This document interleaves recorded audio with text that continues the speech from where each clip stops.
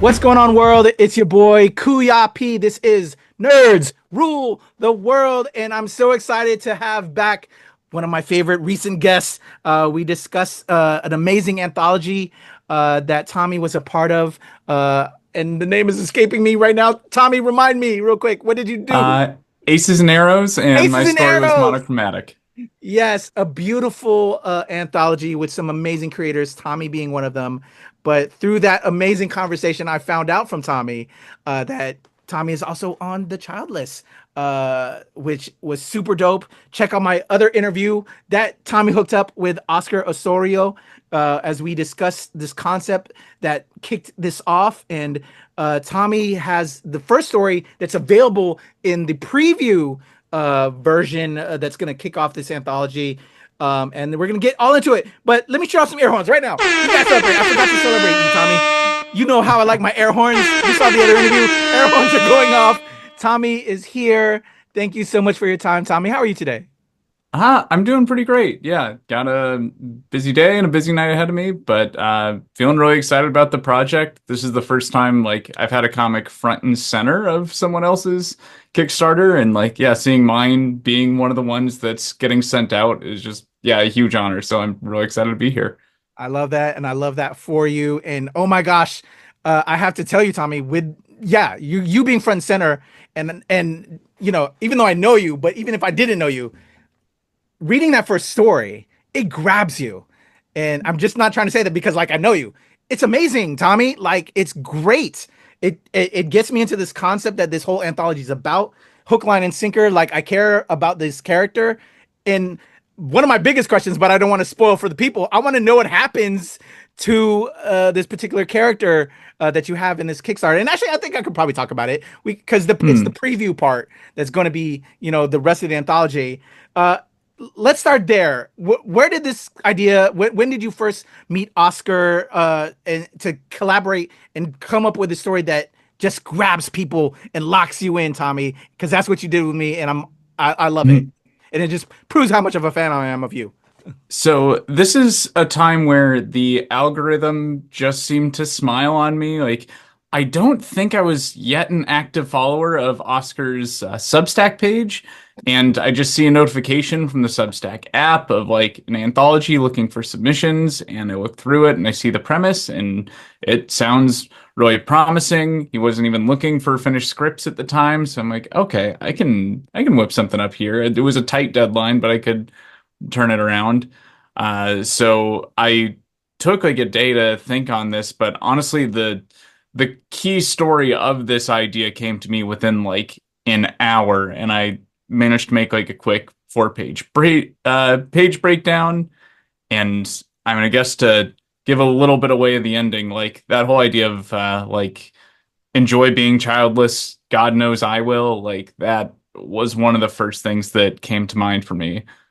I'm supposed to fill the viewer in on a little of this. The whole premise of my story in The Childless, No Senator's Son, it's kind of like a fake out suicide note of sorts. Like we're getting it all from the perspective of the letter to left behind as we're seeing this person leave a house full of terrible memories of their politician parents in this very like population controlled dystopia. They also happen to be trans, and like that clearly also is not going well for them within the confines of this family. And rather than showing this character take their own life, we instead just see them throw away all the relics of their past life and like instead join the movement against all these fascist one child policies. And really the center of this idea comes from like the one line toward the middle of like if parents grow up or if kids grow up to be just like their parents, then I'd rather get out of here now than grow to be one more day like you. And like I am blessed to have an amazing mother in this life. My comic When We Transform is kind of like a love letter to just like how amazing she was when I came out. Um, I'm in the process of repairing my relationship with my other parent, and they are someone who is not quite a politician, but they have been on a lot of conservative radio stations. They've th- they're an Iowan farmer in Ukraine, and like that's been a hot thing for like conservatives in my area, especially when the war broke out. They were calling radio stations left and right and getting on the air, just since like that being where I am, that was like a really interesting perspective to have. And so to have like the parent that wasn't so cool about my own transition all of a sudden become like a local celebrity or like a local superhero to Yeah. the most degenerate people I went to high school with, or like small town people that didn't really know anything beyond what they were hearing on the radio, was just kind of a wild experience. So I just sort of channeled that perspective into like what it would be like to have an actual politician for a parent, and like the expectations that come with that, and what it's like to be the trans child of very visible conservative quote unquote icon. Mm, mm. I just want to say that because of your story, I find it so empowering. And I thank you for giving us that to help those that are in that situation feel empowered. Um, I that's what I did love about your work and your material and what you did. And you brought up for the Transformer project that you did as part of the other anthology. Um, Man, I because it's just gonna help, and I know so many of my friends that it will help. That I just it made me feel empowered. Like even when you're not in that situation, like I just love that you were able to channel and create something like this. Um, yeah, just an amazing and a great way to kick off the themes of this uh, uh, anthology book of Childless. Like, I really want to know what's happening with this character. Like, I need more. And so, is everything in that because you're kicking off in the Kickstarter? One of the things I want to ask Oscar is like, does some of the concepts come back? Is there a little bit more in there? And or will you revisit this character? Because I you already trapped me, Tommy. I want with those few bit of pages. Like, I want to know more of what's happening with this character. Yeah, so I don't know if they put all 4 pages into the preview. It might just have been the first 3. I can't remember now. But I am sad to say that we don't see this character appear again in this Okay. volume. But like, if we do a Childless Part 2, I will absolutely be submitting a story that follows up where they go from here next. Like, I mean, there's definitely some level of an imprint here on our main character of Elon Musk's now like disowned transgender daughter, and like we even have a little nod to fuck Elon Musk in the very last panel, and like I feel like Vivian is just such a cool icon that like there'll be elements of her story that like will probably inspire further elements of this. But really, with this, I just wanted to invert the narrative of like the suicidal trans youth and instead take it like, hey, yeah, things are getting pretty bad right now. Like I'd say this is the story of the bunch that I'm like the whole one child dystopia here doesn't even like need to be here. Everything else about this could exist right now and is almost Right? written as if it is, which because it is. And so I wanted to say like, no, don't take it out on yourself. Take it out on the system. Like you have to get loud. You have to fight back. And like, yeah, this is, I mean, this is just my part in what we're doing, but like we have to make more stories than they can ever erase, and we have to be louder than they can ever possibly silence. So like, yeah, don't just let them convince you to take yourself out of this world. If you have any possibility to do so, like fight back, speak up, and if nothing else, tell your story. Love that. Love that. Love that. Love that immensely. We need more of this content in the world right now, especially in the world right now. And yeah, man, you just got me hype, and I'm so thankful. And it's been a pleasure, getting to know you, Tommy, and seeing more of your work and reading more of your work. It's just, it's everything I'm looking for and the content we need. So, uh, Childless, I'm sure you got a ton of other work. You don't stop. I think you and I are covering our creative energies. They Mhm. just keep flowing. So yeah, we have Childless. What other things have? Well, oh, let's keep it on Childless before we transition there. The artist that you worked with, can we talk about that collaboration? Oh yeah. Did you select that artist, or did Oscar put you in touch with this artist? What was that like? And what did you think Uh, of the pages? Yeah, so this was Gabriel Facina. He's been my artist on pretty much every published work I've done so far. He was there with me on When We Transform and Monochromatic. And this time around, he even went and did the colors as well as the pencils for this. So, like, he's really coming into his own as an artist. He and I are starting to talk about, like, putting together professional pitches and stuff. Like, yeah, Gabriel is just an all-star. He's super easy to work with. He was, I think, only ever the second comic artist I worked with. We believe we found each other through like Reddit comic collabs, but he's been phenomenal. Like his character designs are always great. He's super good at taking subtle things that I put in my script, like the idea of dysphoria eyes, of like, pre-transition person that's smiling without their eyes. Like he nails that every time that slips in, like here and When We Transform. And that's just such a weird, subtle thing, and he still gets it.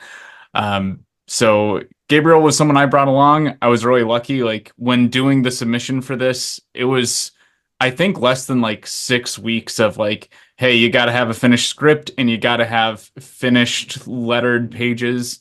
And yeah, Gabriel, thank God, was free and able to do it and meet this timeline since it was just a 4-page comic.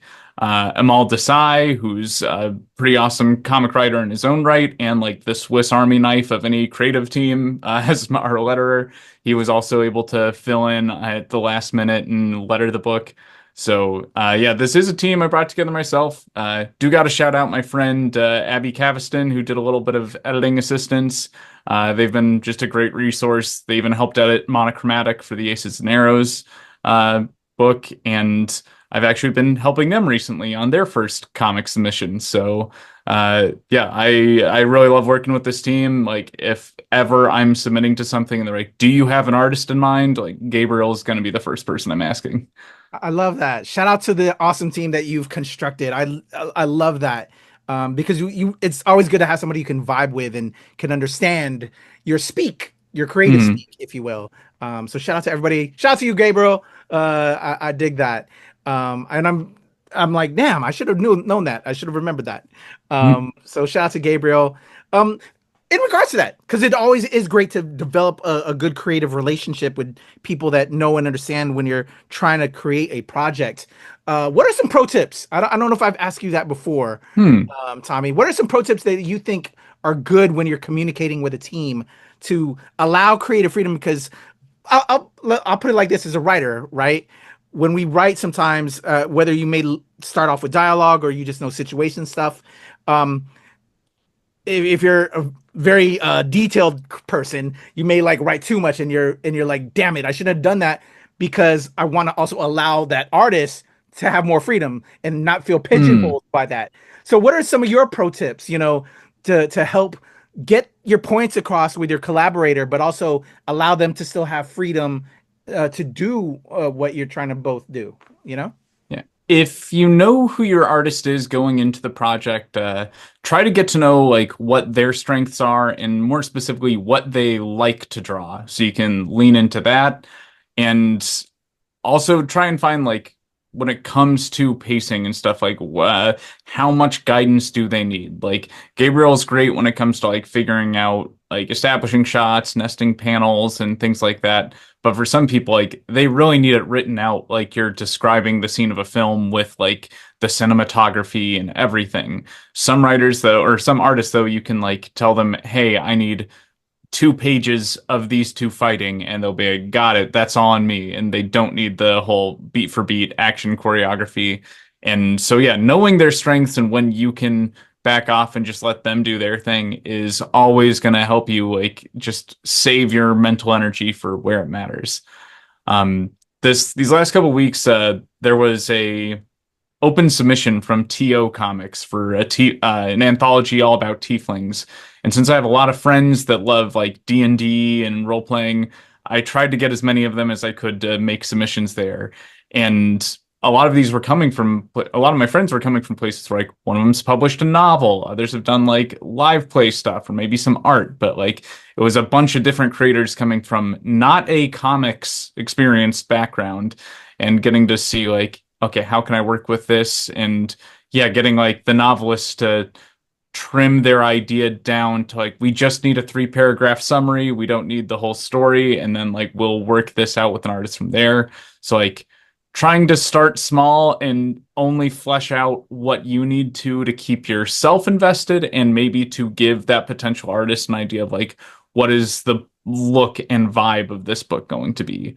Like that's been a change with Gabriel and I's creative relationship is like getting each other involved even sooner. So when it comes Yeah. to like designing the characters or designing even the story of the book, like we can sort of steer each other in one direction or another. But yeah, I think that's really the best thing you can do is know your team going in, come with the correct amount of details. And that is going to be different for everyone in every project, but generally starting with outlining and just what you need to get the idea on the page, that's what's going to serve you best. Definitely. Completely agree. It's always trying to find that healthy medium, right? That you're allowing freedom on both sides and we're working as a cohesive unit. Love that. Yeah. Learned the hard way here and there throughout my many years of being in this business and industry. Um, so Tommy, are you still there? Okay, there you are. Thought I lost you for Yeah, a second. No dog's worries. barking. I'm just trying to quiet him down. All good. So Childless dropping soon. The Kickstarter campaign will start around August-ish. Stay tuned. Follow Mm. Tommy. I'm sure Tommy will have information and links on hers. My apologies. Um, uh, channels and socials, and I also have Mm. the links and socials here in my description as well, with Oscar, so you can do all those things. Tommy, uh, we have other projects though. Again, you Mm. working nonstop. You just talked about the Tiefling thing. What are some other highlights we can talk about that you have been up to since last time we talked? Let's see. Right now, it's a lot of early stage projects, like trying to get outlines ready. So, should I ever get a call from a publisher, I have options of like, hey, here are these things ready to go. Working with Gabriel and other creators of like, okay, we can have a few test pages ready. So, when I have that foot in the door, we can start making these submissions. Some things tying into when we transform.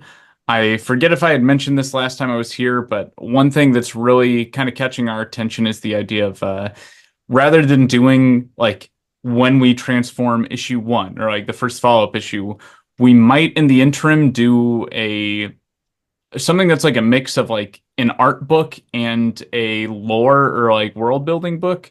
So Ooh, something kind of like the new history of the DC universe, but with something that's a little more leaning into what I specialize in with the color changing art prints. Since like yeah, that's a big part of what I'm doing and like what this next couple months is going to look like is me going to local music festivals, conventions with this whole color changing art setup I do with interactive displays. And what I found in doing that that's been super helpful as like a first time comic maker is like I am lucky to make $1 when I sell a comic book, maybe six if it's a limited print variant cover. I can easily make like 12 to $20 selling a single art print. So like having these color changing prints and a whole catalog of them has been like really helpful in actually making my money back at cons occasionally. So doing this, I can both like enrich the world of when we transform before we have to commit to like the very specific plot details and come away having like 15 or more world building art prints that can then be sold on their own. And then just like an associated lore page to go with it. So people get an idea of what this world looks like. We can get into details that we otherwise may never have been able to get to doing just one issue at a time, focusing on the human characters. And yeah, so working both on like an art book and a proper second issue follow up is going to be some of the highest priorities in the next year. But for now, there's a lot of like finding other anthologies to try and submit to. I don't have any acceptance letters yet that I can share. So right now it's mostly local level, like selling what I do have, commissioning new art prints. You liked the Transformers stuff last time. We just got a color changing print of RC from like Transformers the movie. With we did it with artist Cheesy Cryptid on Instagram. I'm super excited to unveil that at our next event later this month. So a lot of it's going to be leaning into more my art production role of finding artists to make cool prints that we can then make change colors and then take to cool shows. But I do plan on in 2026 having like my next one or two when we transform projects. And in the meantime, getting into as many other people's projects as I possibly can. I love that. Please support Tommy. Links are in the description below. We need more of Tommy's work because it's just inspiring. It's amazing. And I love that for you, Tommy. So how did you get into the color changing stuff? I saw that before when we talked, and as you said, we're gonna have more of that. You're gonna be doing more of that, and also building up this word. I love that you're increasing out, the creativity side of it, but there's also a business side that we know as well to get people into the lore and get people going. So I think that'll be a really cool vibe. But I'm curious where the color changing thing came from for you. How did that inspiration and to then plug it into some of the stuff you've been doing? How did that come across? Yeah. First of all, apologies. It sounds like my neighbor is doing some leaf blowing or something, No so if worries, that's I coming don't hear through, my it. apologies. So this color changing art stuff is something that was kind of pioneered by Colorimetry Lights. They're a company that mostly does their vending at major music festivals. I actually found them at Electric Forest up in Michigan, which is a really fun major music festival. Uh, I'm just walking by with my girlfriend, and all of a sudden this guy approaches us in the vendors area. Is like, hey, come here, we've got like this free sober psychedelic experience in this. Just take this light and hold it up to the pictures on the walls and you'll see them change. And he leads us into this like totally dark room somehow in the middle of a field in the festival. I hold it up and I'm like, yeah, this little handheld color changing light is like making the pictures on the wall kind of move or bringing out different colors and patterns and like these illusions. And that's when my edible kicked in. And so I was just like taken from that, like just knowing this light was making things transform. There's like a big old fan on the ground, and I'm like, I gotta know. I hold the light up to it. I'm like, is it gonna be like a Decepticon here? The fan did not change, but there was plenty of more incredible art on the walls. And I was about halfway through getting my three individual scripts for when we transform drawn at that point. Like I remember being there and like receiving the sketched pages from Gabriel and then using like my crappy iPhone editor to just put the text in there to see that like the pacing worked and all that. And so I met my friend Miles, who runs Colorimetry Lights, and I asked him if they'd ever done a comic book with this color changing art style before. And sure enough, like no one's done it. So I got into contact with them first to do a variant cover that would do this. And then since I've got transforming characters on my page, I'm like, oh yeah, anytime they do their like morphing sequence, like we'll just incorporate this there. So we have this special edition of When We Transform with the cover and three internal pages that have this effect. And we sold these handheld lights with them. So since I needed their lights anyway to like activate this effect, the idea came to me of like, why not just sell their artwork as well? And like while they produce incredible, beautiful stuff that like does really well at my music festival and rave events, it turns out people at conventions don't really buy psychedelic artwork, or like they're not buying even the most beautiful things they find. They're buying the stuff they recognize. Yeah. Like I have what is an incredible print of Jinx from Arcane. That's one that I commissioned. But one of my last conventions, over half of my sales were this one Jinx print. And like Mm. that does speak to the quality of the print because it is great, but I don't Yeah. think it is like exponentially greater than every other print we have on offer. So there is that Yeah. level of like recognition and what's hot right now Yeah. that like is the bigger deciding factor of sales at cons. Mm. And Yeah. so I guess to wrap that up, like a big thing with this epiphany coming to me was like I can bring the idea of the transformation sequence to conventions and like out into the world. Like I have this transformational space and like Yeah. bring people into artwork that literally changes in front of their eyes. And like it's so awesome going to conventions, having people come in and be like, I've never seen something like this before. I'm not high enough for this.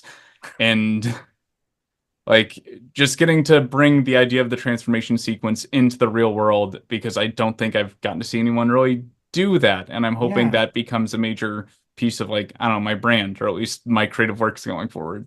Yeah. I love, because comics have been X way for so long, right? And Mm, we've got to change up the medium to entice people in and out of it, right? And so I love at least that you're going and taking these paths to find new ways. I think it's very interesting, and I would love to. I saw the stuff that you provided me, but I'm sure it's a whole different feel when you're experiencing it and you're seeing it in person. Also, when you're on an edible, that just Yeah. makes it such a surreal experience. But I we need new ideas because again, the world has been run by the patriarchy and old white people and feeling a certain way for so long, and such as of this when there's so much more than that. And that is what I love about that idea, that we Yeah. just need more different things, because it's enjoying the beauty that the world can provide. And I vibe with that. And I want to add to that that like there's a lot of uh innovation to be found even looking at literally our oldest ideas. Like Yes. um I believe I heard Alan Moore talk about the French caves that they found, like these weird cave paintings on the wall that it turned out like if you hold up torchlight to it, it's like this very primitive form of animation, like the flickering of the light creates the sense of movement in the pictures on the wall. So we're taking this to well before the printing press, some idea of this like torch, like changing lights, activating pictures. And like this idea itself, I've been researching like how this effect works because it's all workable on printer paper. You just need color changing lights. That like dates back to stage lighting, like the Samoilov effect. Like this idea of if we have one background like matte painting or stage set and we hit it with different colors of lights that bring out different patterns, like okay, the red light brings out this red drawing. If we do it with the blue, it's a blue drawing, or vice versa. So you could get multiple scenes out of one like stage setting. Like Yeah. so this is again predating comics themselves, and like it's an idea that's been around, just not played with nearly enough. And I think now that like LED lights can be found cheaply anywhere and like we Yeah. have means of playing with them, like there's a lot that can be done with this. And I think when we're in a time where comics are understandably going more and more digital than ever, Yeah. having something that's like going to be unique to a physical experience is something that I like really hope I can bring. Like even if this is just the next lenticular covers gimmick, I'll be stoked to have brought the next lenticular Hell covers gimmick to yeah. comic. But I think there's something much bigger that can be done here because it does unlock new forms of artistic storytelling that I, as just a writer and not an artist, like Yeah. have only barely scratched the surface of. But like once artists really get into this, like being able to tell like have multiple images in a single panel, like Yeah. there's so much that can be done with that, and I just wish I had the drawing talent at this time to do something with that myself. I love that. And I think I was just starting to think everybody has smartphones. I wonder if there's like a lighting mode that could maybe, since because we all have smartphones, right? That you could just Hmm. go to that particular light mode, and then that can help be your light to go along with whatever comic one of your works to help with that viewing of that material. I don't know, Hmm. just you got my business hat on, thinking how to enjoy and increase the enjoyment of this medium.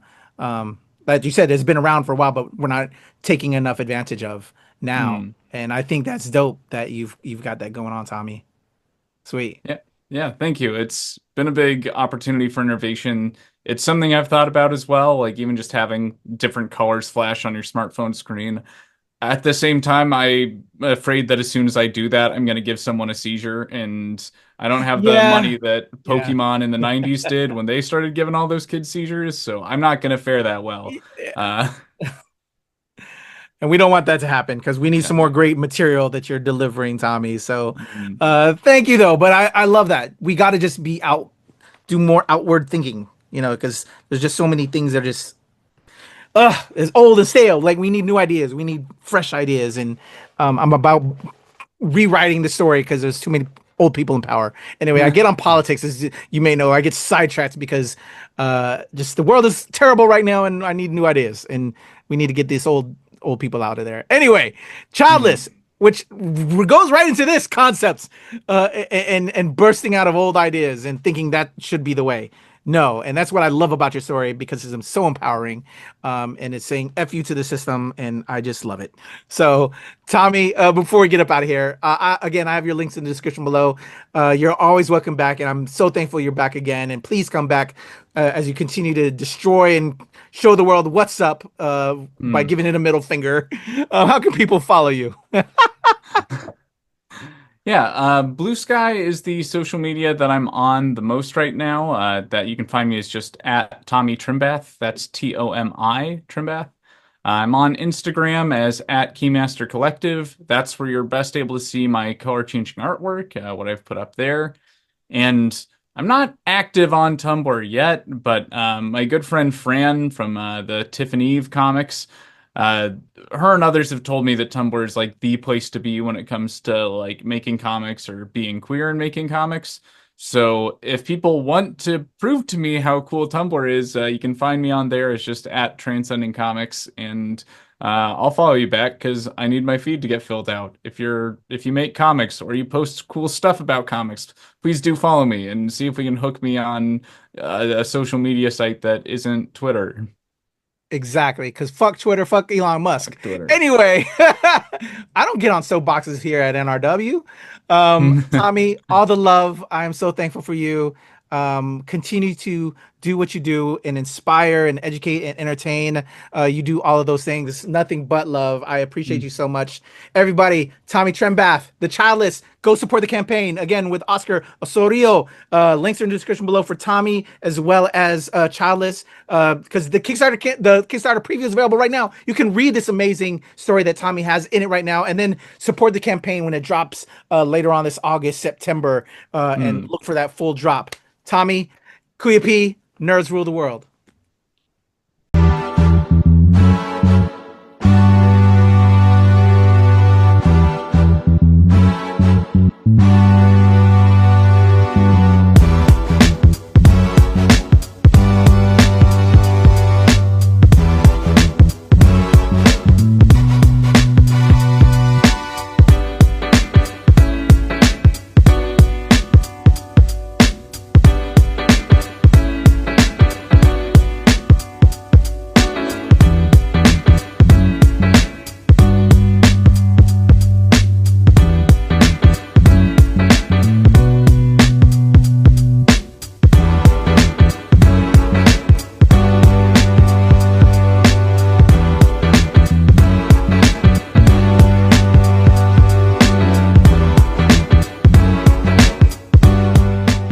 Nerds rule the world. Pleasure chatting with you. Love to all my nerds who rule the world. Nerds rule the world. Yes, we do. Thanks. Nerds rule the world. Thank you. I love the nerds ruling the world, so more power to you. Patrick, what up, man? And yes, they do. Nerds rule the world, kid. Yes, sir. Thank you. Awesome. KUYA P, Nerds Rule the World. Hello. Yes, they do. Yes! Oh, Nerds rule the world. I got It's in the title of your show, like Nerds Rule the World. Like, I want more Black weirdos on screen, and I don't feel like we ever get to see that very much. Thank you so much. Nerds do rule the world. Yes. Thank you. Thank you, Nerds rule. Love it. Hello, Sarah. Hello, Julian. Nerds rule. Yes, Rock on. I love it. Thank you so much. It's good to see you. I love Nerds Rule the World. But yeah, there's a heavy nerd component, man. Yeah. And at the end of the day, if you ask me, nerds rule the world. So absolutely. And you're right. Nerds do rule the world. We're just the best. Yes. Thank you, ladies. Nerds so much. Thank you. Yes. Thank you, guys. Bye. It's your boy KUYA P, Nerds Rule the World. Thank you so much, guys. I appreciate you. They rule the world all right. Yes. Take care, Tony. Thank you, guys.